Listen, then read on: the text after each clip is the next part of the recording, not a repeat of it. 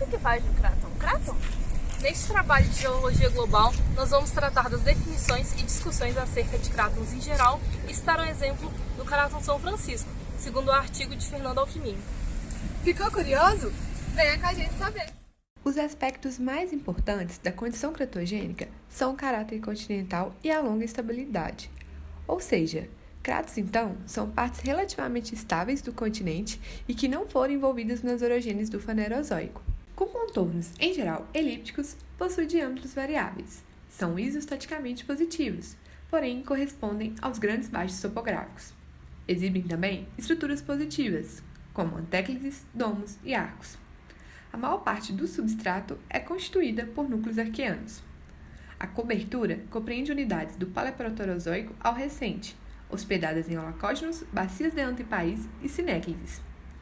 As bacias da cobertura podem apresentar variados graus de inversão. Cráton possui espessuras crustais ligeiramente superiores à média dos continentes. Seus valores de fluxo térmico são os mais baixos dentre todos os demais tipos crustais.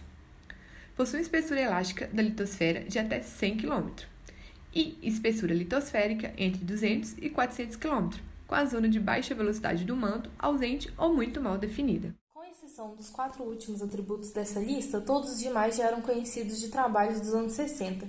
Esses trabalhos apresentavam uma visão de crátons como entidades bidimensionais e a condição cratogênica era tida como transitória, como se eles, por serem poupados de processos orogênicos, fossem fruto do acaso em um dado momento da história da Terra.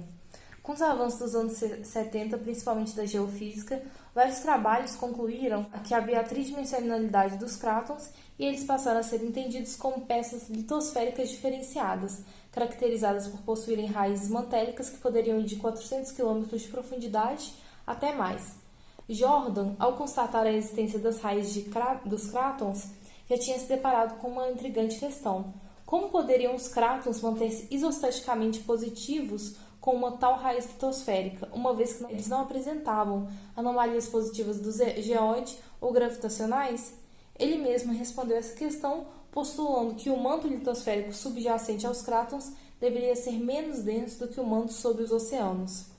Além disso, foi concluído que as raízes litosféricas profundas, frias e antigas garantem a resistência dos crátons aos processos tectônicos.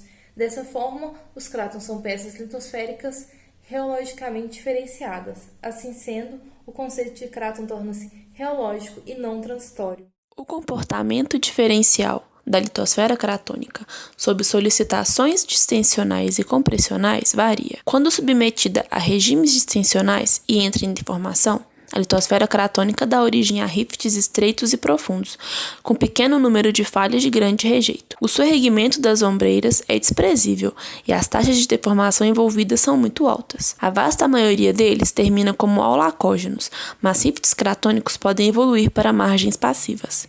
Quando submetidos a regimes compressionais, os crátons, da mesma forma que sob tração, concentram tensões e deformações em descontinuidades pré-existentes, especialmente nos holacógenos nele instalados, invertendo-os em vários graus.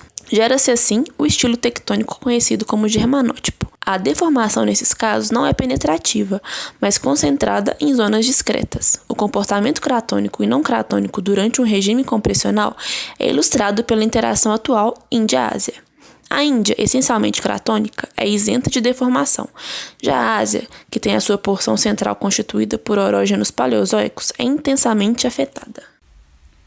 O crato, o qual estamos inseridos, o famoso Crato de São Francisco, é delimitado principalmente pelas faixas Brasília e Araçuaí. Contudo, sua maior polêmica entre os estudiosos é justamente quanto aos seus limites, principalmente na região do Vale do Paramirim, na Bahia, junto à grande flexão da faixa Araçuaí.